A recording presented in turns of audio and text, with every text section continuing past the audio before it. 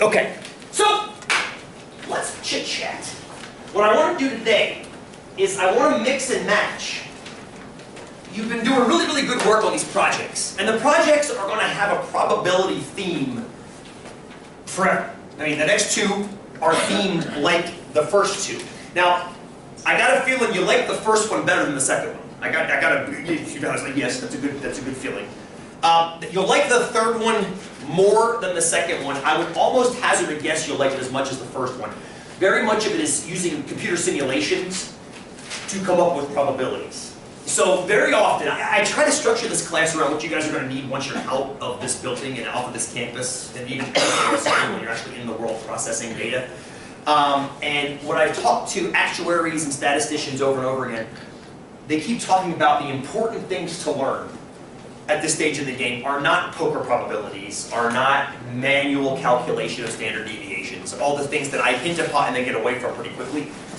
The most important things for most students are things like probability distributions and random number simulation using technology, and all these wonderful things that I keep trying to leak in. So today we're going to start seeing a lot of that. You've already seen it a little bit in here. You're going to see even more of it starting today in the back half of this course. Your next project is all about that. It's essentially we simulate Texas Hold'em. Love it. We simulate Texas Hold'em using technology because that's the only way to actually answer a question. What's the chance you draw a flush on, what's the second card you draw? You got two and you draw the second one. River. River? Is it the river? The turn. The second one. I had to Google it. I put it in the project. I get one. But if I ask what's the probability of drawing a flush on that card, you actually can't answer it. There's no way of answering that question because it depends too much on how many people are playing and the cards they currently have. It's called card counting. It's one of the big deals in Vegas. If you can card count, A, it'll ask you to leave, and B, before they do, you usually make a lot of money. So, but you can simulate it using technology gorgeously. Gorgeously. You just can't answer it literally. So what we're going to try to do is toe that line between what we can do theoretically and what we can do experimentally. And we'll go back and forth between why we want to do each way. But what I want to do for starters is look at some visual ways of looking at some data. Because I want to tie this into where we're headed next. Some of you may have seen this before. You may have seen this before. You've all seen pie charts before. So see if you can get at this. Fun. Graph Jam's a wonderful little site. They have wonderful little representations of your world statistically or pseudo-statistically. I love this one. I love it. That's great. All females. Yes, this is one of my favorites. One of my favorites. Being a child of the 80s, that rings true with me. Quite nice. Everything else. Everything. Yeah, there is other parts of that song, believe it or not. Yeah? Sounds like good.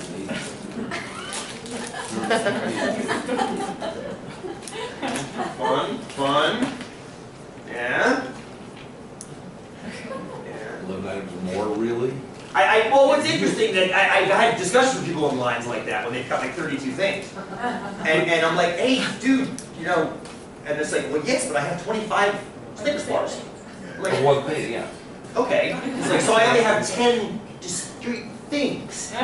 Like, you know what? That's a great argument. This is a great discussion. I'm glad we're having it. So just please stand in front of me and waste my time. But it's good because here's the deal. These are all pie charts, and I love pie charts. We're going to come back to pie charts today. Pie charts catch a lot of flack from statisticians. They're a really nice way of showing qualitative data. They do catch flack from statisticians quite a bit, and I think some of it's justifiable. What would be a problem with one of these pie charts? Granted, they're comparable, yes? Granted, they're comparable. Let's back up to one. Which one did you guys like the best? Which is your favorite? This one? Okay, this one here. What's the problem with the... First of all, how do you think they got this data? Assuming it's real data, which I'm not sure it is. But assuming it is, let's assume... Go ahead, Carolyn. A survey, maybe? They did a survey of how many people? Make it easy. 100. That's beautiful, thank you. 100 people. 100 people. And they graph the results of the survey. So what's the implication? What's the implication? What do you think they asked those 100 people? Leading questions. Probably. Let's assume they did. Let's assume they just say, what's the number one thing you learned from watching CSI? Let's assume they asked that probably. What's the number one thing, the most important thing you learned from watching CSI? Go ahead, Lauren.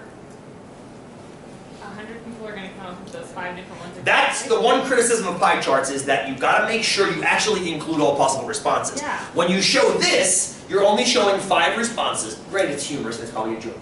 But the point of all pie charts is you got to make sure you actually have all the results in the pie chart. I find it hard to believe only 5 responses too. Yeah. Good. My biggest question is, why the hell are they always squinting in the dark? They're always following their crowd. I used to watch this show back in the day. I don't have time to watch television anymore, but they're always it's Vegas. When the sun comes out. Christ, that must be terrible. So yeah, make sure that all 6 or 7 or 8, not just 5 necessarily. Good. Other criticisms of a pie chart. Please, Karen. Without like the percentages on there, you can't really tell the difference between the smaller slivers. That is the biggest criticism I've seen, and I think it's the most warranted. Especially when they start making them 3D like this. That makes it even harder to tell. Like, what percentage is this? Almost 50. Almost 50. How about this? Almost 50. Is it the same as this? No. No. I can't tell. It might be, but I can't tell. How about these 3? They look the same. They do, but then if you kind of look at it this way, blue looks Blue looks wider, but the question is how much wider? Is it a percentage point wider? Now granted, who cares about this? It's a stupid study. But in general, if you want meaningful data presented in a meaningful way, you might not want to put it in a pie chart, especially tilted like this. That's the #1 criticism. Thank you. Anything else? Well, you can label those. You can label those, and you should. If you have to do pie charts, you should label them. Excel gives you a very quick option. Right-click, add percentages, boom, done. Yes, you should do that. You should. Very often they don't, though.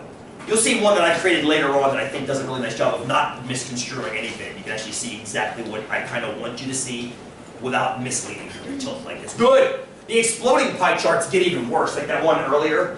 I like what they did with this one because they pulled a little sliver out to make it stand out. I do like that because it's like, hey, don't worry about me. But the problem with that is, then you might think the red one is actually bigger than it should be.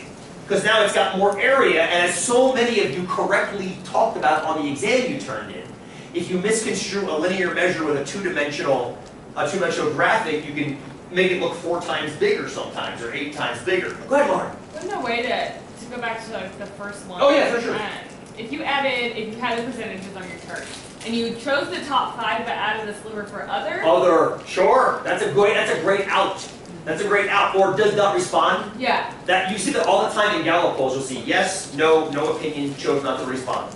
You should cover all those bases. Because you have to have that 100%. You do. That is the key. That's the trick with this. Right. That's the trick with this one. Like, are you sure there's 100%? I mean, did you actually watch 100 people? And these are the only 5 responses that you saw. I mean, who knows? They're all comical, right? But my point is that the data, whether or not the data is legit or not, there might be other ways, like this, for example. This might be a better way of looking at the results. Maybe. It depends on what you're trying to do. If you're just trying to get a conversation started about results, I think the pie charts do a great job of that. But if you actually want to analyze some of the results, you might want to go with a bar chart like this, where you actually have the percent. Notice the percentages are out there on the left. You've got the percentages. Now I had to extrapolate these off of the chart. I guessed at what they were because that thing was tilted, right? I think it was tilted, so I did the best job I could to try to approximate. You do lose something with this, don't you? What do you lose when you do a bar chart? Well, hey, the comedy. I've ruined the joke completely now. The visual. You say that again. The visual. You lose the visual of what percent? The majority. You lose the 100, right? Well, you get the, actually, I think the majority is better. Personally, I think the majority actually stands out. I can make a Pareto make it even more obvious. But that 100% totaling is kind of lost, isn't it? I mean, you could add them all up and see that they add to 100%, but then again, you might not think to do that. That's where a pie chart is. I like pie charts when they're used properly. I like them. Personally speaking. But they're not always used properly. So what I want to do today is I want to get into the best ways to talk about data. We're going to collect some data today. The best ways you think we can talk about it and the best ways to summarize it, and we're going to try a whole bunch of different things, and you guys can let me know at the end which one you thought worked the best or not. To collect some data, I'm going to hand around this. This is just a bin full of dice and coins. If everybody would grab, I'm not sure we'll get to all this today. We'll carry it over to Tuesday. I think we're going to have to. Grab a penny and grab 2 dice, but make sure your 2 dice are different colors. That make sense? I'm just going to hand that around. We're going to shut the camera down momentarily.